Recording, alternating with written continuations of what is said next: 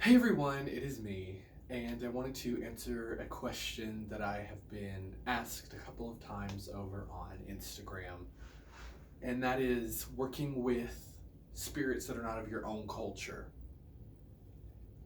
Short answer, work with who you want. Work with who you want. However, long answer is, first and foremost, I think it is important to look at our cultural history and to learn from it. Learn from the mistakes that your ancestors made and grow from that. That's why history is there, to teach us so we do not repeat it.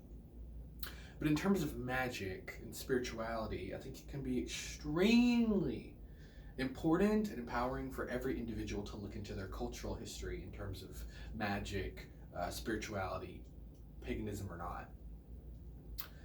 There's a lot to glean there, and it can help inform you of your magical path now. It can help connect you to blood magic, to ancestral magic. It kind of gives you a plus in your path, in my opinion, as well as help dissolve some of the problems that you have with your own lineage culturally now, or maybe you're not connected to your family now, and that is a way to help you kind of dissolve some of that pain as well by connecting to your ancestors. Now, when it comes to working with things that are not in your blood ancestry, I still think that's okay. Most pagans do work with ancestors or with gods of other cultures that they have no DNA association with, most notably the Greek and Roman gods.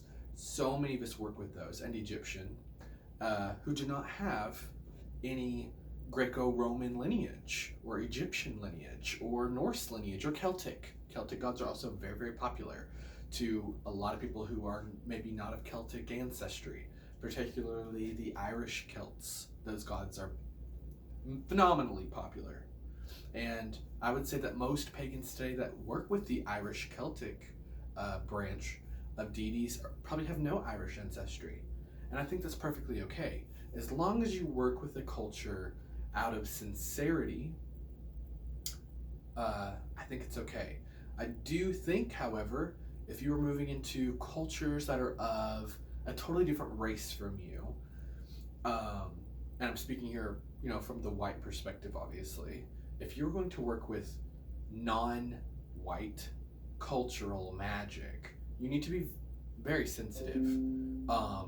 First and foremost, maybe it's not even for you, and you need to be aware of that going in. Maybe there are certain levels of that path that are not appropriate for you to reach, to be a part of, because some of those practices are closed, and you need to respect that. However, in your own personal path by yourself, like your solitary path, I think it's perfectly okay to work with deities of all types, spirits and energies of all types, as long as those spirits and entities are willing to work with you. Do not force yourself into a path. If that path is not for you, it's not for you. Don't try to forge a path into a place that you have no business in, because the spirits have made it very clear that they don't want you there. You need to be respectful of that. Also, if you are going to work with a path, I think that is not ancestrally yours, you need to be educated on that path. Like, very educated on that path, okay? Because that is going to help debuff some of the haters, but it's also going to give you validation and credit from an outside view. People are going to say, okay, well, this person is entering this path with sincerity, with compassion, with empathy. They're not coming in and trying to take control or appropriate this path. So as long as you enter path with sincerity and with a lot of knowledge, I think you'll be okay. But again, if the path is not for you, it's not for you, okay? And you need to be able to read those signs.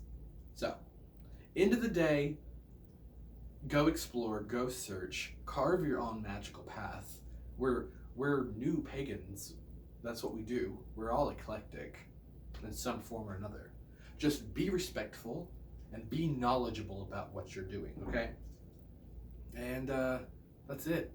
That's my answer. So, hope that helps. Thanks.